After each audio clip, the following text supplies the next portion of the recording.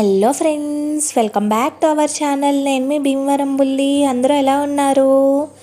ఈరోజు మన ఛానల్లో చిన్నపిల్లల నుండి పెద్దవాళ్ళ వరకు కూడా ఎంతో ఇష్టంగా తినే గులాబ్ జామున్ని ఈజీ వేలో ఎలా ప్రిపేర్ చేసుకోవాలో చూపించబోతున్నాను.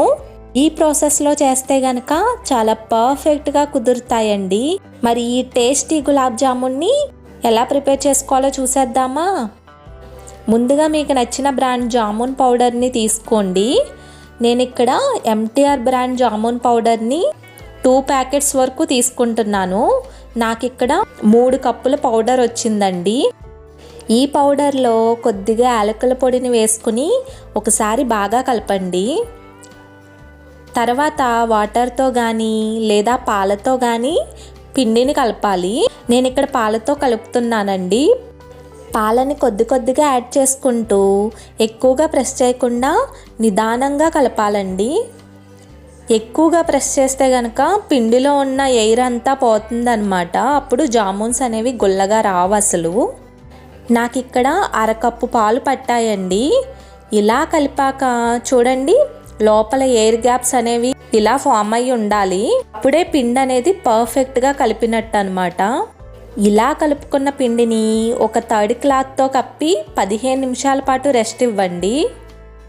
తర్వాత పాకం కోసం స్టవ్ మీద ఒక బాండ్లీలో 3 కప్పుల పిండికి 6 కప్పుల పంచదారని వేసుకోండి. అలాగే 6 కప్పుల నీళ్ళని కూడా పోయాలండి. పంచదార ఇంకా నీళ్లు కొలత అనేది ఈక్వల్గా తీసుకోవాలండి. అప్పుడే పాకం అనేది పర్ఫెక్ట్గా వస్తుందన్నమాట. తర్వాత కలుపుకుంటూ పంచదార కరిగే వరకు కూడా మరిగించుకోవాలండి. ఇలా పంచదార కరిగాక 2 టీ స్పూన్ల రోజ్ వాటర్ పోయాలి. రోజ్ వాటర్ వేసుకుంటే కనుక పాకానికి మంచి టేస్ట్ వస్తుందండి. అలాగే కొద్దిగా యాలకుల పొడిని అలాగే కుంకుమ పువ్వుని కూడా వేసి జిగురుగా అయ్యే వరకు కూడా మరిగించుకోండి. ఇలా మరిగి జిగురుగా అయ్యాక స్టవ్ ఆఫ్ చేసి పాకం గోరువెచ్చగా అయ్యే వరకు కూడా పక్కన పెట్టుకోండి. తర్వాత మనం పక్కన పెట్టుకున్న పిండికి కొద్దిగా నెయ్యిని బాగా అప్లై చేయాలండి. ఇలా చేయడం వల్ల పిండి అనేది మాయిస్ట్గా ఉంటుందన్నమాట.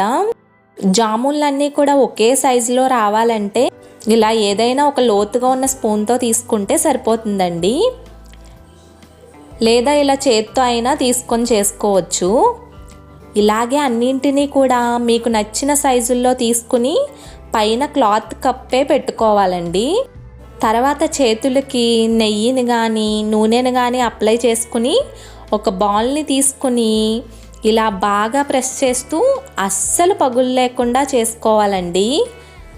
వీలైనంత వరకు పగులు లేకుండానే చేయడానికి ట్రై చేయండి. కొద్దిగా ఓపికగా చేస్తే కనుక పగుళ్ళు అనేవి అస్సలు రావు.